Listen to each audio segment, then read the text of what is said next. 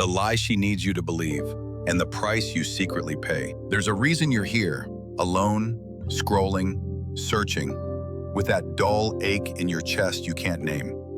It's not just heartbreak, it's extinction. Not of your body, but of yourself. You don't even remember when it happened, do you? When did you trade your voice for her approval? When did your spine become a wish list she could edit? When did your dreams become decorations in her story? You told yourself that's love, but deep down, you know better. Because the truth is, she didn't break you. She watched you break yourself and lost respect. Every smile you forced, every apology you made just to keep the peace, every time you swallowed your truth for her comfort, that was another funeral for the man you used to be. And now, she's gone. Not because she wanted better, but because you stopped being someone at all. Kierkegaard called it the slow death of the self, a quiet collapse masked as devotion. So I'll ask you, are you ready to resurrect the man you buried just to be loved? Because if you are, this is where it begins. Why she'll never love the man who worships her. Kierkegaard's brutal truth for men. You think she left because you weren't enough. That's the lie your mind keeps rehearsing at 2 a.m. But the truth is more brutal. She didn't leave because you lacked something. She left because you gave everything. There was nothing left of you to stay for. As Nietzsche warned, he who despises himself still respects himself as one who despises. And you didn't even despise yourself. You simply forgot yourself. You gave her everything, including your essence, and then wondered why she stopped looking at you with awe. It's a slow death, the kind Kierkegaard called the sickness unto death. Despair is the misrelation in the self, which is despairingly not willing to be oneself. And that's what you did. You ceased to be yourself the moment her smile became more important than your reflection. It begins quietly. She compliments your mind, your ambition, your strength. And you, naive and starving for validation, think this is the door to love. But no, she wasn't admiring a man. She was testing the fortress of your soul. And what did you do? You opened the gates. You let her rearrange the furniture. You mistook her presence as purpose. And with each concession, your walls crumbled. And then came the invisibility. She couldn't respect what she could reshape at will. And why should she? As Carl Jung said, the privilege of a lifetime is to become who you truly are. Yet, you traded that privilege for proximity. You tried to keep her instead of keeping yourself. That's why she left. And here's the law men refuse to learn. No woman loves a man who orbits her. She may enjoy the attention for a while, but instinctively, a woman cannot admire a man who makes her the sun while he becomes a satellite. Why? Because his gravity is gone. You stopped orbiting your purpose, your vision, your soul. And as Friedrich Nietzsche declared, whoever fights monsters should see to it that in the process he does not become a monster. And if you gaze long into an abyss, the abyss also gazes into you. Brother, you gazed too long into her eyes, and the abyss swallowed you. But you need to hear this. The problem isn't her, it's you. You trained her, through your own self-abandonment, that her desires matter more than your dignity. She asked for sacrifices, and you laid down your crown. She asked for changes, and you shaved off your edges. She never asked for a hollow man, yet that's who you gave her. But here's the path back. It isn't about manipulating her. It isn't about winning her back. It's about what Marcus Aurelius said. The soul becomes dyed with the color of its thoughts. And your thoughts have been saturated with neediness, dependence, weakness.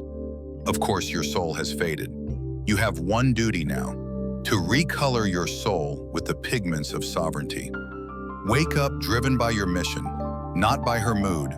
Seek mastery, not over her heart, but over yourself. Nietzsche again. Become who you are.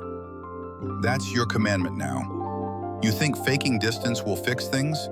Pretending not to care? It won't. She will smell the performance. Because power is not pretending. Power is genuinely being whole. with or without her. It's about becoming the man who can sit in solitude without flinching. As Schopenhauer said, a man can be himself only so long as he is alone, and if he does not love solitude, he will not love freedom. For it is only when he is alone that he is really free. You became a prisoner of her presence because you feared the echo of your own emptiness. Good. Now you know what you must confront. Write this down and remember it. I would rather lose her than lose myself. Because that, and only that, makes you magnetic.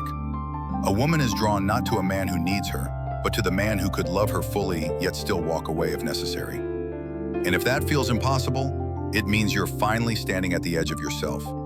That's where your true self begins, right where your neediness ends. As Kierkegaard wrote, to dare is to lose one's footing momentarily, not to dare is to lose oneself. Dare to lose your footing now, because the next step is not toward her, it's back into your own depths. How you became her puppet and the philosophy that breaks your chains. You want her back, don't you? Be honest. You still wake up hoping her name flashes across your screen. You still imagine bumping into her, looking sharper, colder, making her regret it all. But this fantasy, it's still weakness in disguise. Because if your growth is fueled by her recognition, then you've built your kingdom on sand. She still owns the deed to your soul. Schopenhauer warned us, a man can do what he wants, but not want what he wants. Your desire for her isn't even yours anymore. It's a habit, an addiction to a story where you matter because she chooses you. But tell me, what happens to a man who only feels alive when chosen? He dies every time he's ignored. You don't want love, you want validation. And that's why she had power over you. Not because she's evil, not because women are manipulative, but because you handed her the keys to your worth. You didn't become a man she could admire. You became a mirror, reflecting her moods, her whims, her desires. And she got bored because mirrors don't burn. Remember what Carl Jung said? The privilege of a lifetime is to become who you truly are. You've spent your lifetime becoming who she wanted you to be. No wonder she lost interest. You did too. But here's the sickness most men suffer. They don't want to heal. They want to perform strength until she returns. Brother, strength is not a performance. It's not the cold shoulder. It's not pretending you don't care while checking her stories in secret. Strength is self-reclamation. It's remembering that your purpose was never her affection. It was your own evolution. Nietzsche didn't say, become what she wants you to be. He said, become who you are. And who are you? You're the man who forgot how to stand alone. But that can change if you're willing to descend into yourself. Kierkegaard described this as the leap of faith. Not faith in God, not faith in another person, but faith in becoming whole without guarantees. You've been trying to negotiate certainty. If I fix myself, if I improve, maybe she'll see me again. Wrong. That's not transformation. That's still bargaining. You don't bargain with life. You bleed for it. So bleed. Bleed in the silence of your room. Bleed while building your body, not to impress her, but to remember your own power. Bleed onto the pages of a journal until your handwriting confesses the truth your tongue is too proud to speak. Bleed until you're reborn. Nietzsche once said, one must still have chaos in oneself to give birth to a dancing star. That chaos, that's your pain, your dread, your loneliness. Good, keep it. It's the raw material of your rebirth, because when you rise from this, and you will, you won't rise as the man who wants her back. You'll rise as the man she wouldn't even recognize, because you'll no longer orbit her gravity. You will be your own sun. And if she comes back, if she reaches out, you won't need to ask, what should I say? Because by then, your presence alone will answer, I've become too vast for your gaze to contain. As Marcus Aurelius wrote, waste no more time arguing what a good man should be. Be one. So stop scrolling through advice. Stop playing mind games. Stop obsessing over the optics of strength. Be the man who loves himself enough to lose anyone who demands his self-betrayal. Because here's the real test. If she never texts again, if she never regrets, if she's happy without you, can you still look in the mirror and see a king? That is the question you must answer with your life. And until you can, you're not free. The man she can never manipulate again, becoming unshakable in a world that wants you weak. If you've made it this far, it means you're ready to stop pretending. Ready to confront the one truth no man wants to face. She was never the problem. You were. You, the man who handed over his power, his presence, his pulse, just for the fleeting promise of her warmth. You want to know why she lost respect for you? Because deep down, you did first. You respected your need for her affection more than your own dignity. But the story of your life doesn't have to end here. Because there exists a man, rare, untouchable, a man no woman can manipulate. And I'm going to show you how to become him. But let me warn you, this isn't a game of tactics. This isn't about saying the right lines or playing it cool until she crawls back. That's still a boy with a mask. No, this is about fundamental metamorphosis. Becoming the kind of man who never needs to perform because his existence is already a declaration. And how does he emerge?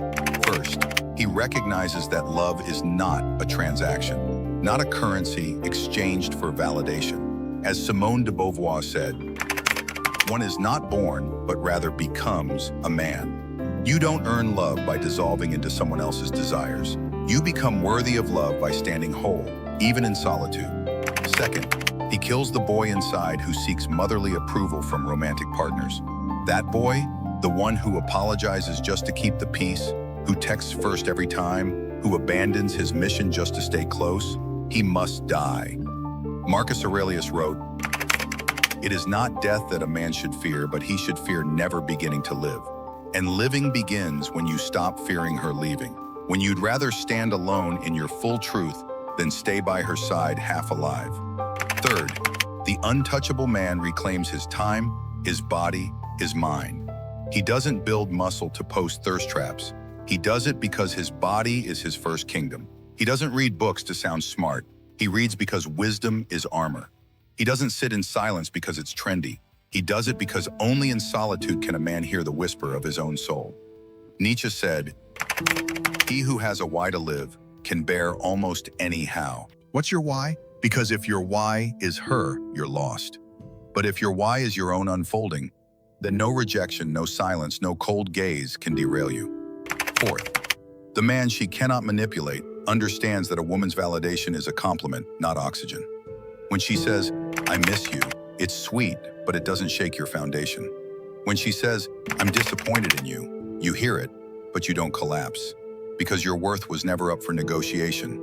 As Epictetus said, "No man is free who is not master of himself." And that's what this has always been about, mastery. Not over her, but over yourself. Because when you master yourself, when you can walk away with peace, when you can stand in solitude without shrinking, when your gaze burns with clarity, not need, you become the storm. And no one, not her, not anyone, can manipulate a storm. She might return. She might whisper regrets. She might test the new you. But by then you'll smile, not out of bitterness, not out of arrogance, but because you'll finally understand. You never needed her to find yourself. But she needed to lose you to see the man you've become. So let her remember you as the man who vanished into himself and emerged unshakable. As Kierkegaard warned, to cheat oneself out of love is the most terrible deception. It is an eternal loss for which there is no reparation. But worse than losing her is losing you. Now go, write your name in the stone of your own becoming. And when you meet love again, if you choose to, you'll know it's real, because it won't require your disappearance to survive. If this truth woke something in you, share this with the men still sleepwalking through their worth. Subscribe for more philosophy that burns away illusions. And remember, you are not here to be chosen, you are here to become.